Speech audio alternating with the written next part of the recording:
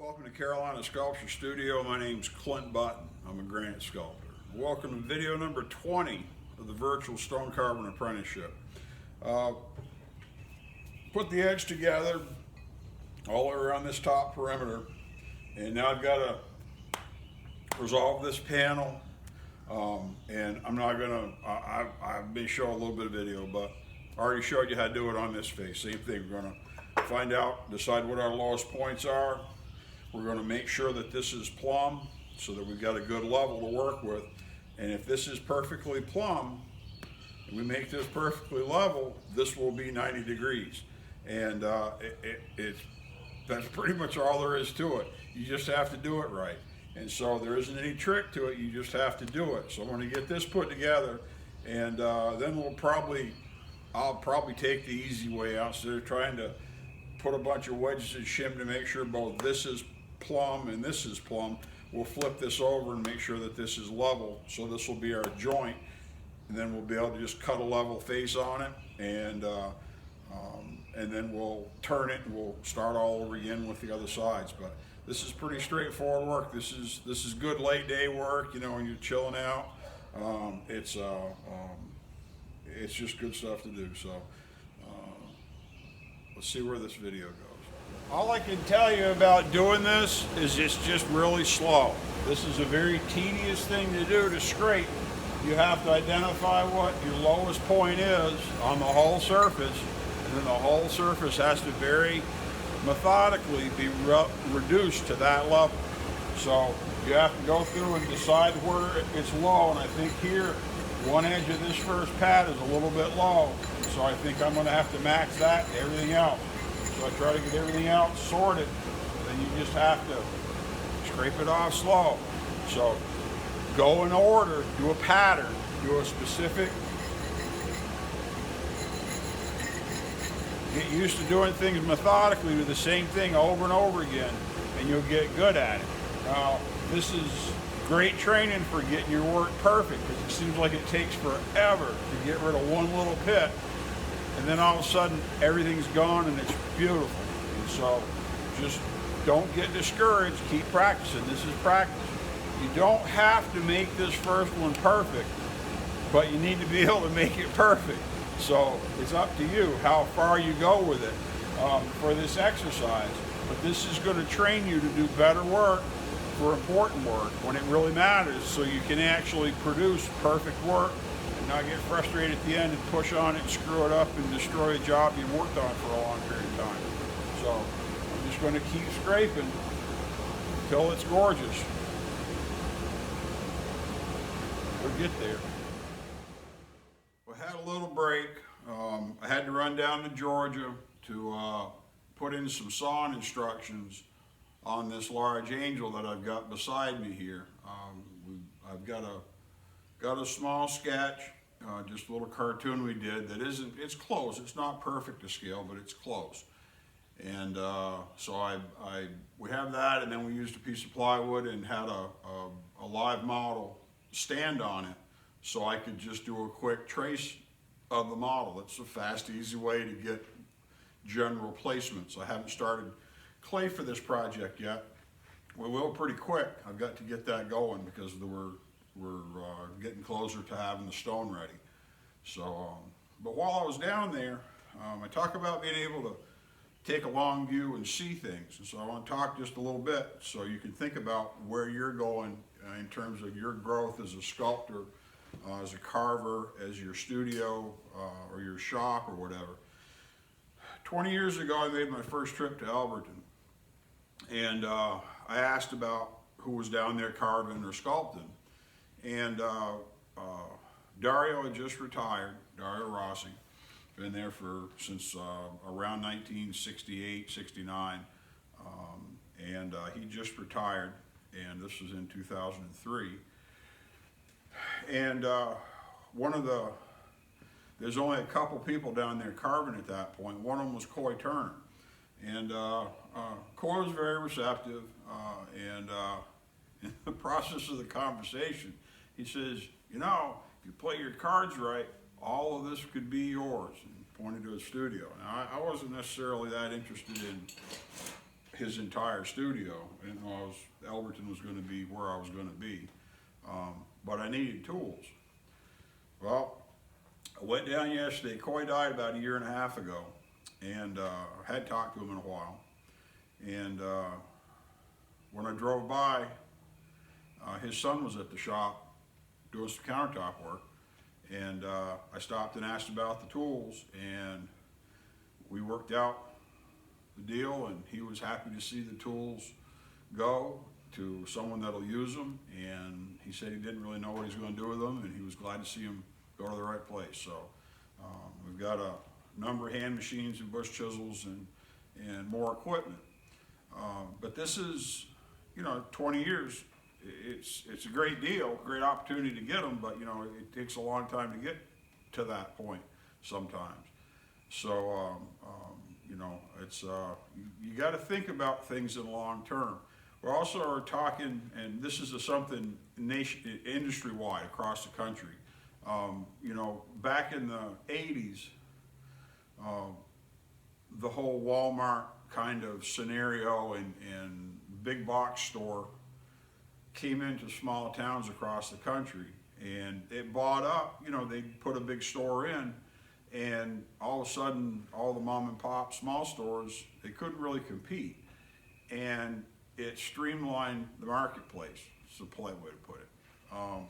The same thing is happening in the granite industry. There's a lot of consolidation going on as companies struggle, new people don't come along to take over for family or older owners that are looking to retire, and the consolidation is part of why there's very few people like me left.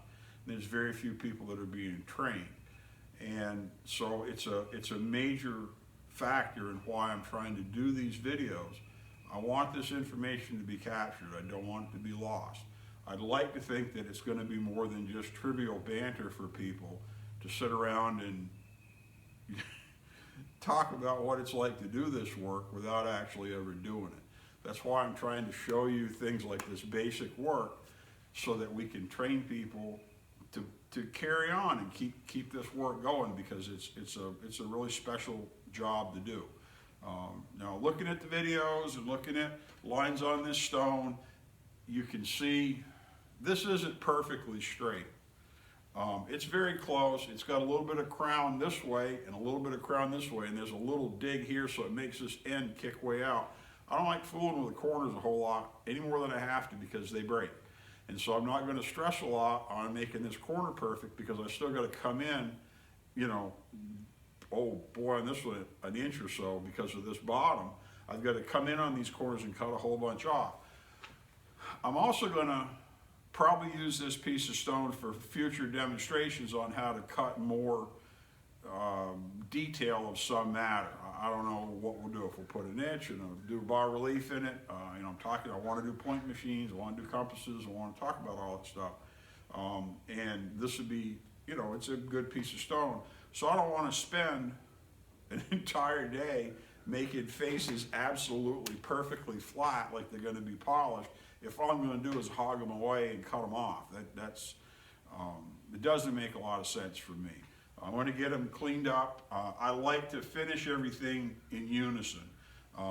If you go back and look on my videos, I've got a couple videos on a dormer capital that I did out of Colorado Yule, and that's an excellent example of finishing and the process. I've got a video where I talk about it, and then I've got a slideshow that's just a long slideshow of 130 pictures, I don't know, a lot of pictures.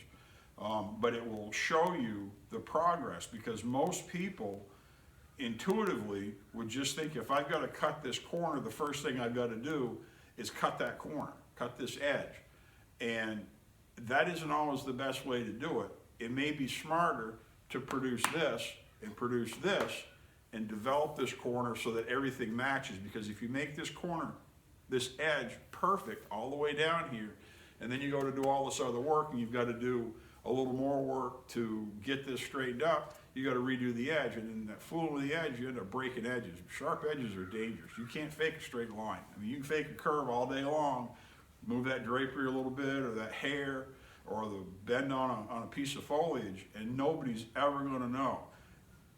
A straight line is a straight line. A perfect circle is a perfect circle, and you can't play with them.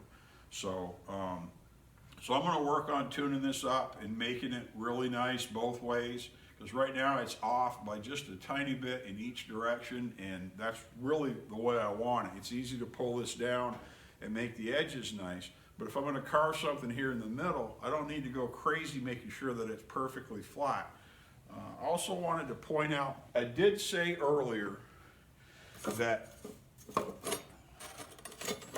this is the wrong way to check for flat with your straight edge, because these are important. You don't want to fool with this edge and worry about abrading it on the stone by checking it, okay? This is a carpenter's square. This is not a straight edge in the same consideration as this is.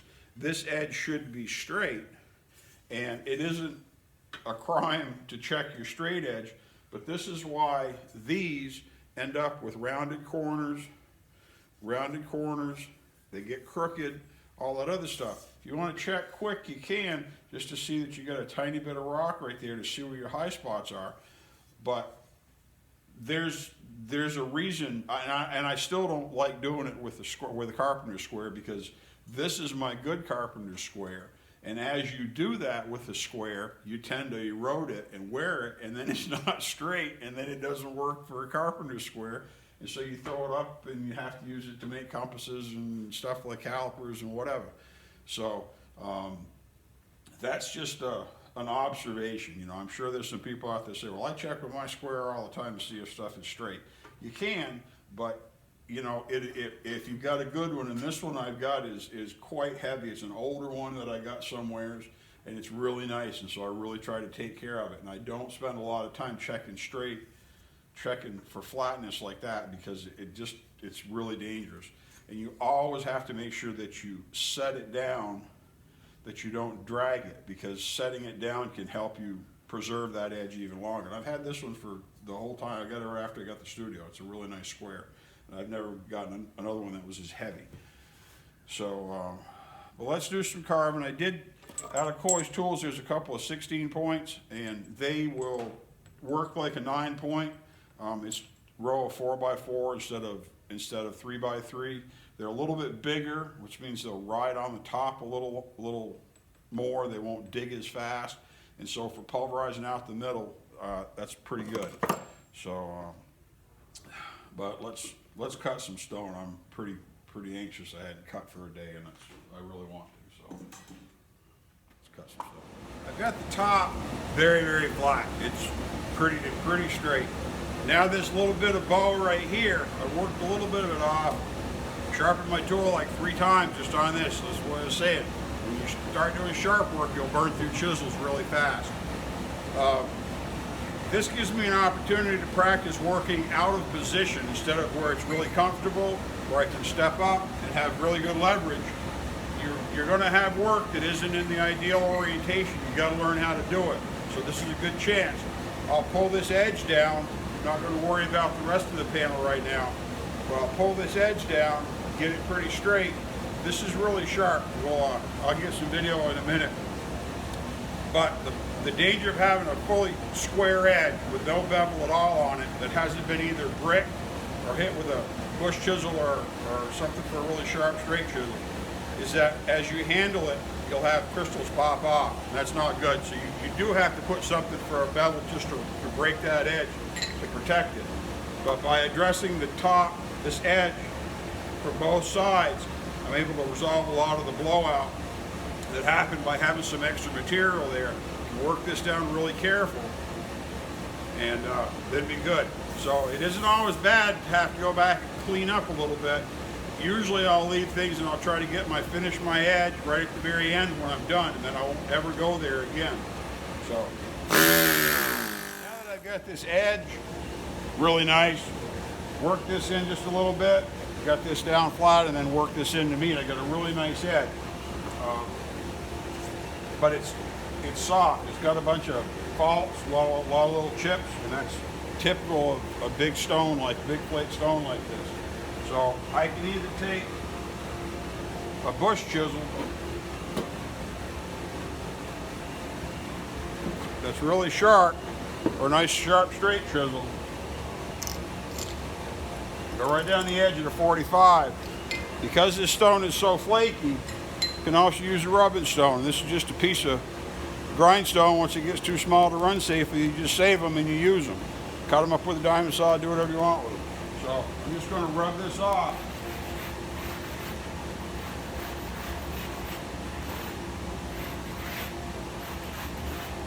Just enough to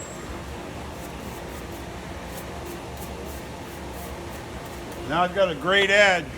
I'll show you here in a second. And as we handle this stone, as we move it and stand it up and drive wedge under it, just that little bit of relief on the edge should keep it from popping. So save your old stones. Don't have any. Just to rub edges to clean up crystals. On a stone like this, that's a big deal. So we'll see how this looks.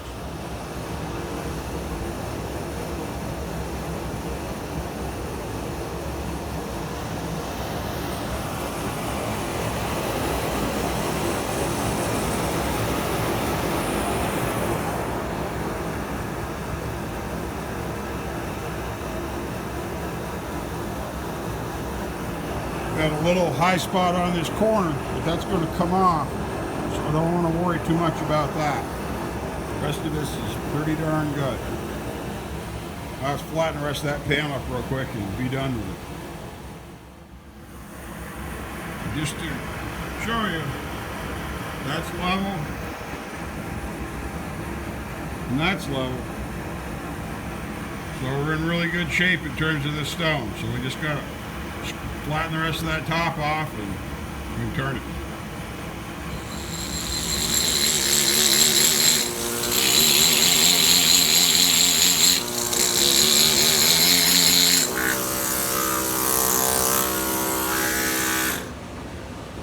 As I'm working this panel, right now, this corner is just a tiny bit high. This, and this are all level, and this is plumb. So I don't want to touch it, I don't want to touch it, I don't want to touch it. If you think there's a low spot, I'm using the raking light, turning my light on when the camera's not on. It casts a really good shadow.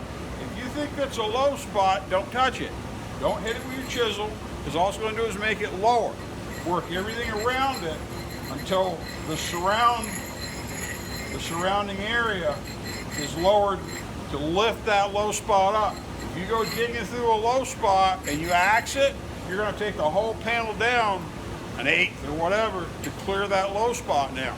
If you leave that low spot alone, you might be lucky, and it's just a little bit of a dig that nobody's going to notice because it's not actually low, it's where you want to end up. So don't hit the low spot, stay out of it. That's why a narrow chisel is dangerous to do this with, because you'll dig holes really quick. It's a wide chisel so you can span a low spot and work around it. Same thing, lots of cross action to go down in a very square fashion instead of creating digs and dishes. Just go slow. I'm doing the same as before. This one was maybe an 8 high, so I got it level, so they're level across. Now all 4 corners, it's level. So I'm going to strip this edge off, leave my proud center, and then slowly walk it in and pull it down. It's tempting to go ahead and try to cut from where you know it's level all the way to the other side, but you'll end up digging. It'll skew the panel, and then you have to take the whole panel down. Do your perimeter, get it tuned up good. I can sight this edge really well and see exactly what I need to do. Get that cleaned up. Remember, this is going to waste off, but get this leveled up to where this is flat, and then I can pull the middle out. You'll be surprised, this will have a lot of, this has got to go down over 1/8 of an inch, maybe 3/16 right here. So it's going to leave a big lump here, and that's going to make a lot of these low spots disappear because this is going to go down. When that goes down, these will be lifted essentially. So keep in step, follow the right way.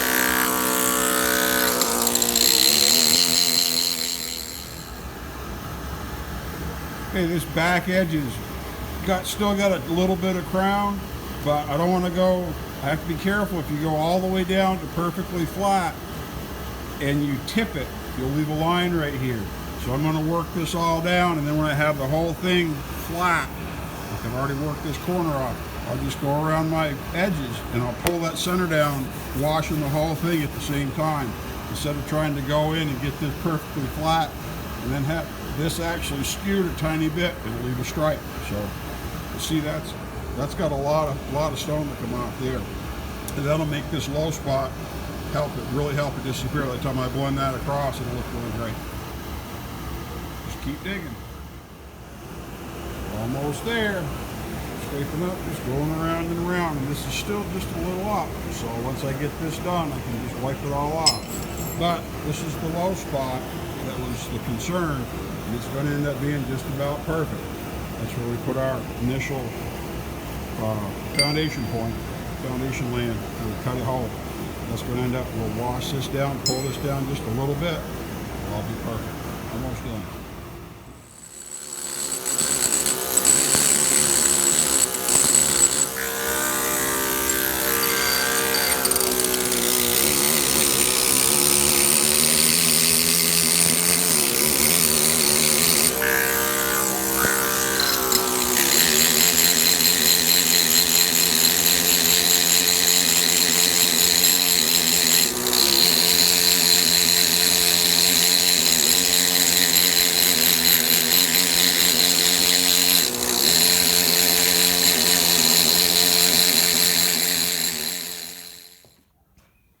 Okay, it's late day, full sun.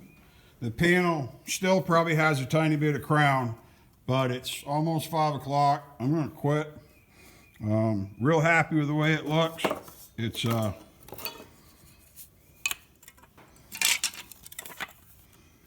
pretty close to square. Still got a little bit of crown right here like I was talking about. But we've got a really nice, like down on this end, it fits really good. And I bet on that end it fits really good. So that crown right here in the middle, no big deal. That's mostly along this right in here. But you can go as far as you want, quit whenever you want. But stone doesn't talk to me. But if it did, I think right now I'd be pretty happy, because it's shaping up to be a really pretty piece of stone. When you just have nice flat surfaces and square edges, and then it'll have nice corners. It's just pretty. I mean, it's very simple. It's awesome, and people have no idea how much work it takes to do this by hand. So we'll probably wrap this video up, keep it from being too long. Next video, I'll tune this up a little bit. You know, I already showed you what I did here. When I got this flat, I'll do that here on the back to get that line, because there's still a little bit of crown, maybe an eighth, I don't know. Got a pretty good pick right there. But that's all going to come off, because this is going to be the skinny end. So that edge I'm not too worried about, but I want to get that crown down, and that'll wash over to here, because I know this doesn't have the crown anymore. So this crown right here is what we need to get rid of. But it's shaping up pretty nice. And but I'll wrap this up. My name's Clint Button. I'm a granite sculptor here at Carolina Sculpture Studio with a Virtual Stone Carving Apprenticeship. Thanks for coming in.